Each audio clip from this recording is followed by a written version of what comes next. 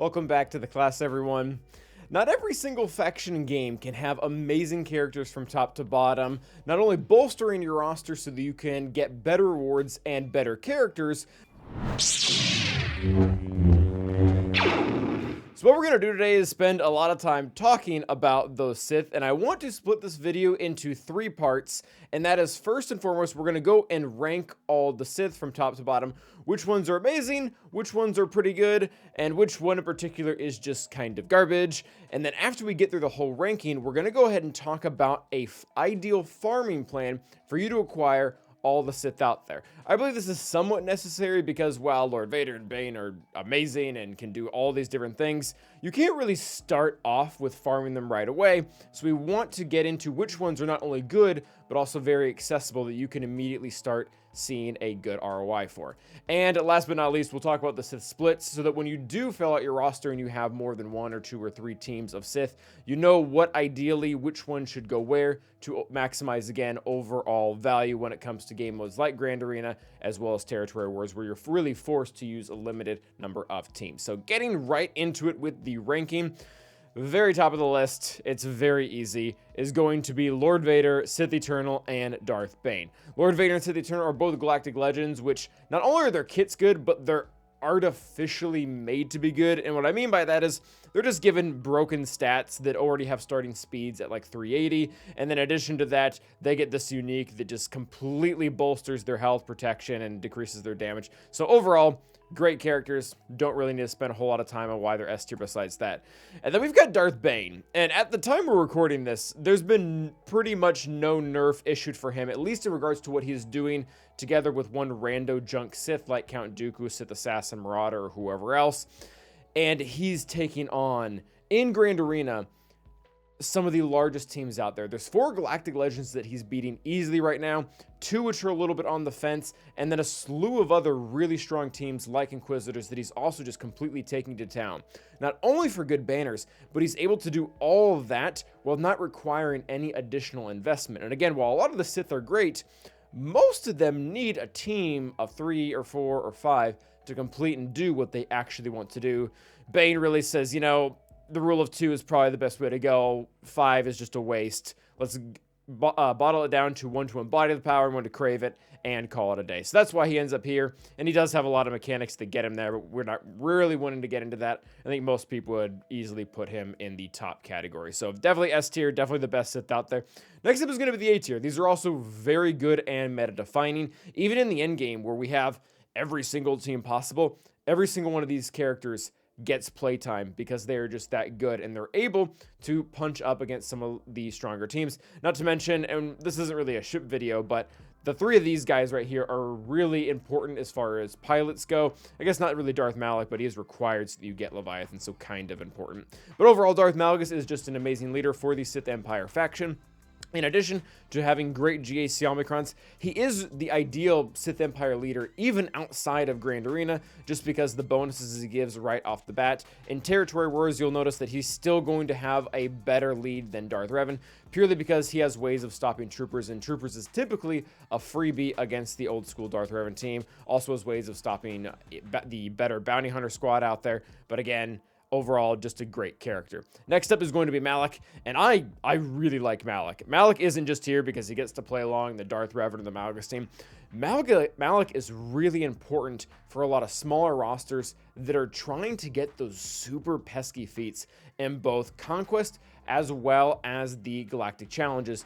And you can throw him into pretty much whatever squad you want, and he has ways of making himself taunt both through shock and fear, and then just continually running the team into the ground with fear, and letting the other characters you have, a lot of the time which are weaker or undergeared, do exactly what they need to do, whether that's just complete the mission, get a kill, whatever it is. He is there to facilitate that. And then, yeah, on top of all that, he's also just a good character and a good Sith and good with being with Darth Malgus and Palpatine or whoever else you really want to throw him with. Overall, just a great catch-all tank that you can throw into a team to cause issues.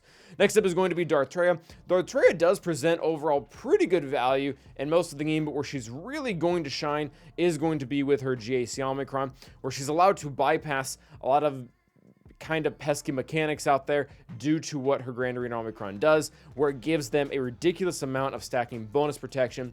This is quite relevant, especially against Reva in Grand Arena, because Reva likes to put out Deathmark and locked healing immunity.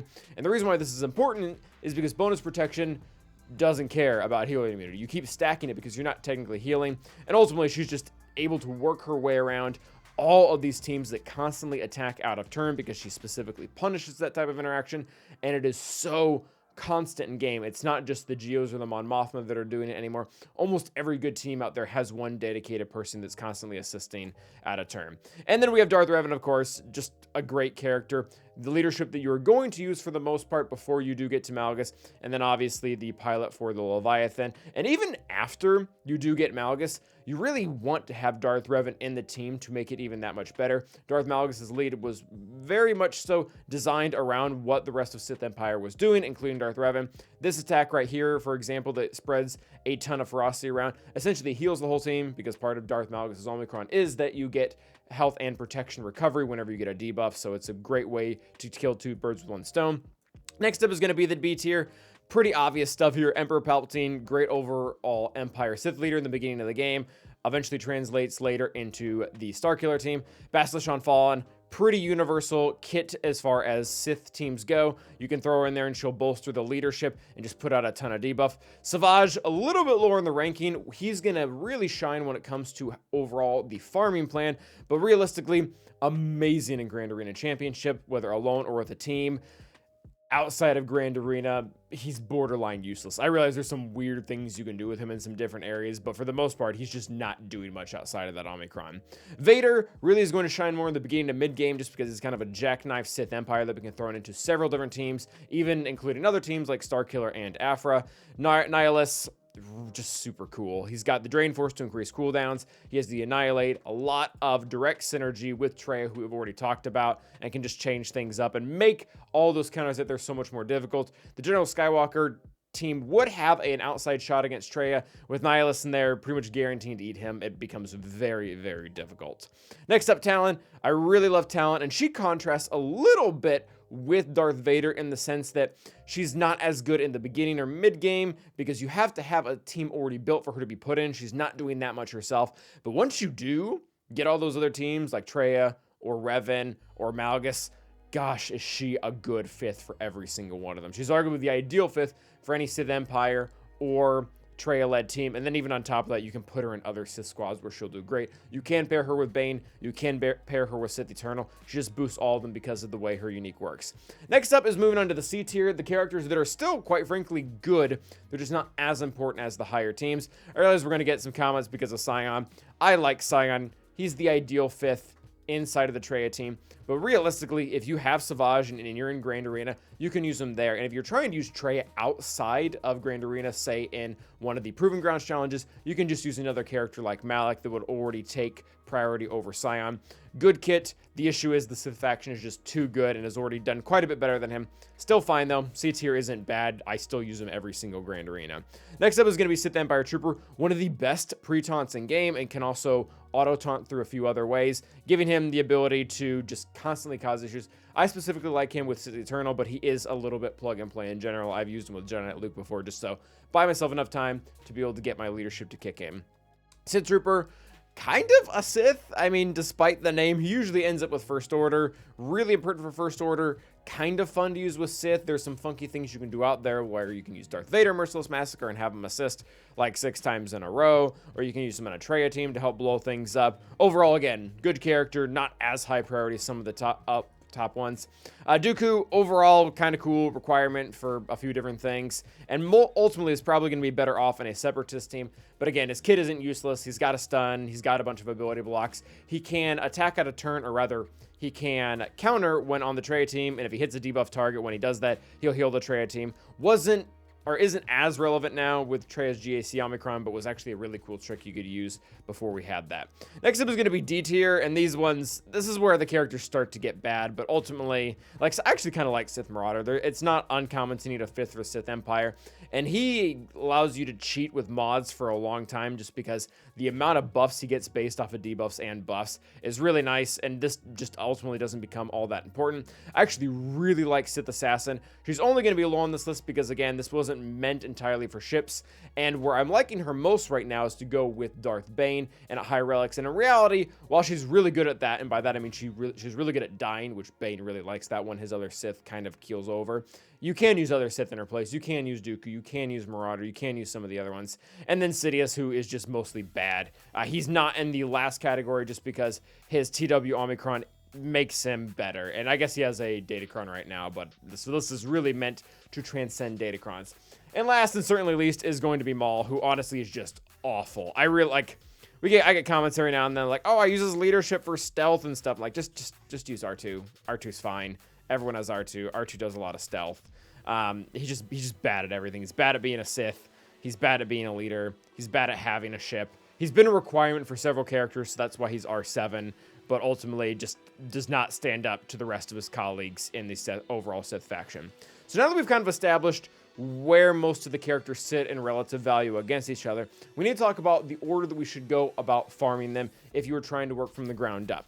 And the first 3 are quite obvious to me, and that is going to be Palpatine, Vader, and Savage. And the reason why for Palpatine and Vader, just because they're fairly accessible early on in game. You get Vader mostly through the fleet store, and then you get Palpatine just by having your 5 rebels. You can use them at 5 stars. They both have fairly strong leaderships. Vader can be used to solo some things, but also can be fit into a bigger team like Emperor Palpatine himself. Emperor Palpatine's leadership is just great for all of those random Empire Sith allies you have lying around, and then again, eventually will evolve into the Star Killer team. And then Savage, I know we crapped on him just a little bit for being a Grand Arena mostly team, but the thing that is really nice about him, and it's not appearing here right now for whatever reason, but he is available for the Squad Arena tokens. Oh, it's probably because I bought him when I went in there for shard shop currency purposes. But it's one of the most accessible stores, and you can get him all the way to 7 stars very quickly, which not only is that nice in the beginning of the game because you need more characters, but once you do eventually, and I realize it takes a long time in the beginning of the game, once you do eventually build up to 1 Omicron, he is a monster. He is a force to be reckoned with. If both of you want to use him on offense to just solo entire teams, or if you want to throw him on defense to cause a slew of issues because most rosters in the very beginning of the game do not have the proper tools to be able to take Savage down. Or if they do, they might not even know how to, just because he has such weird mechanics that you have to read a lot of the kit to fully understand. So really, from a farming perspective, I like the first 3 of them first. I think it gives you the most bang for your buck overall and also gets you a good start on the rest of things. Now, what you should do directly after that is probably going to depend on whether you want to go the Darth Revan or if you want to go the Darth Trya routes. I'm really okay with either. I understand the pros and cons on both sides. I do like Darth Revan just a little bit more because he is going to offer more viability outside of GAC. And while Malik does complete the team, it's really nice if you can get Bastila Shan, unlock Darth Revan, already unlock Darth Malik, and start on the shard process while at the same time you're farming Trya. Because what you're going to end up running into is you're going to run into this wall with trying to get Darth Malik shards, which are only available in a few places, which I guess don't even appear for me because I already have them 7 stars. And when you are going through and collecting those shards slowly over time, that's going to buy you more than enough time to get all Darth Trya shards through the raid that she's available in the Sith Triumphant raid. And then while you're doing that, you might as well get Nihilus because he pairs super well with her, and he has a little bit of a longer farm actually being on a hard node rather than going and buying him through one of the shops like we talked about with Emperor Palpatine, Vader, as well as Savage up there. So ultimately, Darth Revan, Bastila Shan Fallen, probably the best to ease right into. Once you have them down, you can start on the Darth Malik progress and then finish up with Darth Trya, Nihilus, and then Talon is here because, as we previously mentioned, Talon's great to go after at this point because now you have the squad's built out. You can put her with Vader. You can put her with Savage. You can put her with Trya. So most of her value is completely locked behind her uniques, which are fantastic. The issue is the uniques are wanting to be applied to all of her Sith allies, and you really have to have those pinned down before you make the commitment to go after her as a whole. Once we have more of these core Sith locked down between the Darth Revan as well as the Trya team, we can start looking at bigger farms, specifically like Sith Eternal, specifically like Leviathan. And then once we've completed both of those in whatever order you want, and these are all requirements, that's just kind of how this all works out, we can start considering the three, not the three big ones, but the variable Sith. And the reason why I call them variable, they're all variable for different reasons, is Darth Sion, we kind of crapped on him earlier again with saying SWGOH can take his place in GAC and Malak can take it in some of the other areas.